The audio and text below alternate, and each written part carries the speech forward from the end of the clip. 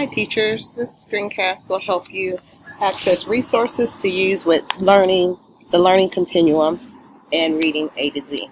So you first would go to reading A to Z and log in the member login page.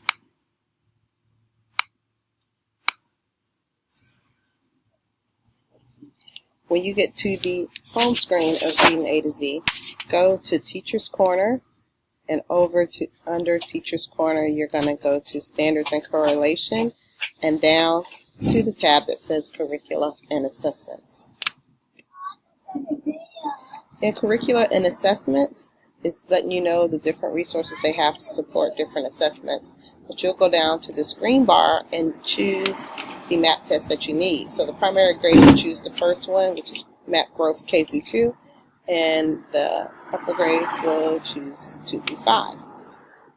And then you will select your writ range. So using the learning continuum that you pulled from MAP, which writ range are you trying to get resources for? You'll click that and then click Go.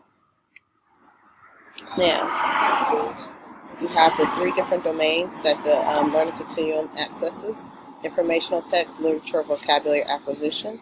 Choose which one you would like to get more assistance with, and then it's going to automatically bring up another document. In this document, it's giving you links to resources that are in Reading A to Z. So if you click down, you have the sub-goal, the topic, the learning statement, the type of books that you could use, and the link to the Reading A to Z resource. So remember, I chose writ range 171 to 180, so I can go through this and look for which skill maybe that I'm working on for that week or for that unit, and click on the link that goes with that. When I click on the link, it'll take me back to Reading A to Z and to the resources. So now that I'm here, I could do a guided reading lesson with that group if there's a couple of students in that group. I could print different worksheets that go with that skill, project some things on the board. There's a grammar worksheet, projectable. So there's lots of different things that I could use for the guided reading groups and for independent practice.